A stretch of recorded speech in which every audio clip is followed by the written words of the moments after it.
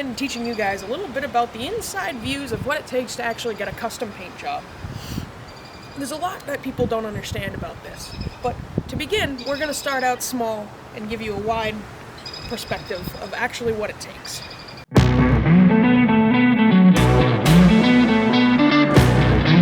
So in this case, I have a tank. This tank has a strap and everything that goes over it. You should never paint on a hard line, because that line, stuff will get in there and peel up, and over time, you're going to ruin your custom paint job. It is not going to be durable enough. So what people don't understand is that you have to disassemble absolutely everything. For example, with my car, I took the hood off, and I painted it, and then I cleared it, and put it back together and reassembled it. Once you have everything disassembled and you have your raw material, you're going to get ready to do any Bondo work or anything that you need. However, before you start to Bondo, you have to learn how to properly wet sand. And wet sanding is extremely crucial because it's all in your prep work. Before you start to Bondo, you want to wet sand because paint has a clear coat over the top of it. Whether it's a satin or a semi-gloss, I personally love the high gloss. I think it comes out great. I use all House of Kolor products. But when you are sanding, it is crucial to get a nice, even, smooth sanding surface. And that's what wet sanding really allows, because you can start at a lower grit and work your way up. And as you get higher in the grit, it will become smoother and smoother. It is less abrasive than dry sanding, and it allows for a much smoother finish once you clear. Now, in this tank, we have put a clear coat on over our base paint, which was a candy green on top of a galaxy gray. So we want to properly prepare this for the airbrushing process. To wet sand, we want to make sure we have plenty of water. So in this case, I have my wide variety of different sanding for the different grits, because as I said, the higher you go, the better and smoother your finish is going to be. I have 500, 800, and 1500 are personally my favorites, but a lot of this is preference as well, and a lot depends on the product that you are trying to create as well. So often I'll have a spray bottle with me. However, in this case, just for example, I have this little cup and it's clear, and I can kind of show you how many suds are in there. Now, what a lot of people don't know is that when you wet sand, you want to have some hand soap in there. You do not want to have a car cleaner in here because it has wax in it. Now, the reason that you add hand soap is because it acts as a lubricant. And it's very important because it allows you to glide across the surface. So I'll often have a spray bottle. Like I said, for learning purposes, we're just going to soak this. Make sure your surface is nice and wet. It really, the more you have, the better. And allow your sandpaper to sit for about 15-20 minutes prior to using to really allow it to get that nice, soft, pliable material in there.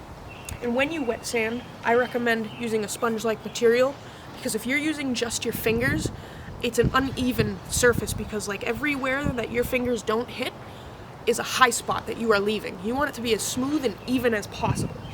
So you want to use, I usually just take the sandpaper. Right now we're starting out with 500, and we're just going to wrap that around and just apply a little bit of pressure. Again, make sure there's plenty of soap and water, and you just want to smoothly follow along, and always make sure you're going in one direction. It's very, very important. And you're basically trying to remove all the shiny and break up those high spots. So even now you can see how much of those dimples are coming out. This tank had a lot of dirt in it, unfortunately, when it got sprayed, because of all the pollen this time of year in New England. I'm based out of Massachusetts, so spring is here, everybody. So you can already kind of see the color, the gloss fading, but the more you do this and the more you work it, the better. You just want to be careful not to burn through when you're doing this, which means burn through the clear coat. I like to apply a nice heavy thick clear so I don't have to worry about that. But you can already start to see all those dimples coming out. So I just have a lot of work to do and need to do some sanding, but that's fine because we're going to be airbrushing this before the final clear goes on. Final show clear.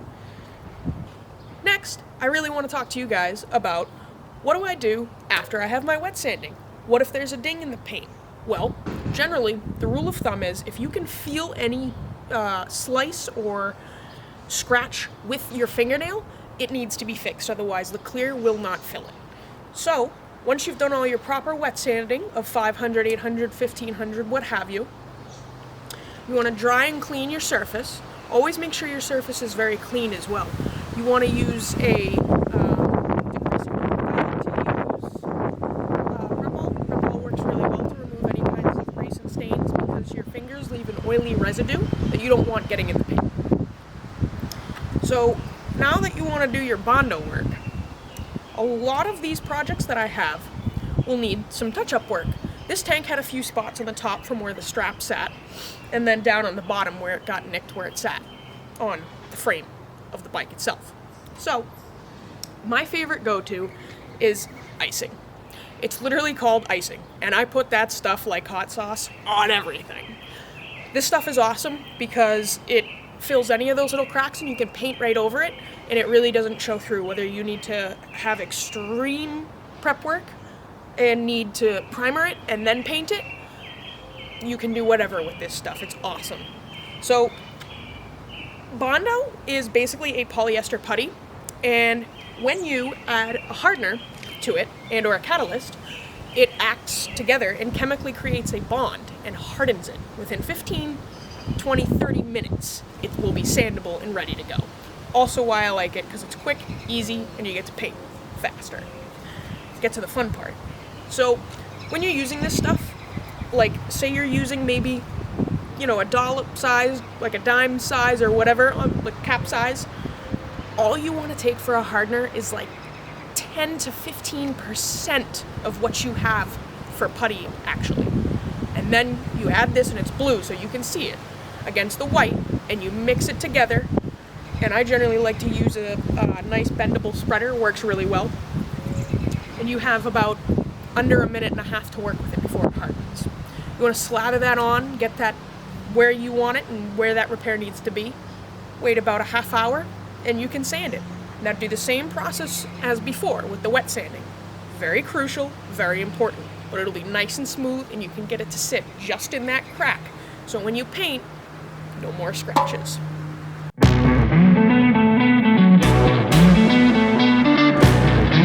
So as you can see in these photos, I had to do a decent amount of repair on these bags for this 2014 Street Glide.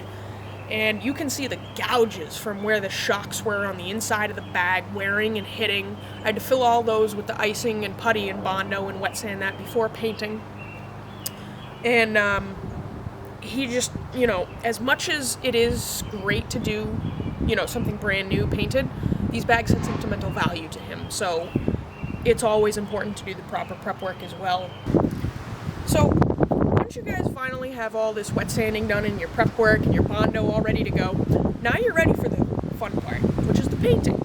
And you get to choose so many different styles of paints, and there's all different ways you can layer the paint, but you really want to find somebody who understands how the paint layers. And that's a whole nother concept we can get into. But going back to Harley Davidson's Big Blue Pearl, for example, this was a 3-stage paint. So I had to start by painting the bags black after the repair. Then I painted them the Big Blue Pearl on top, which is really a trick of the eye because all this is clear coat with little pieces of mother of blue pearl mixed in. So when you look at it up close, it looks black like this tank. But actually, in the light, it looks navy. And this tank, actually, believe it or not, is a forest pearl green. It's beautiful in the sun.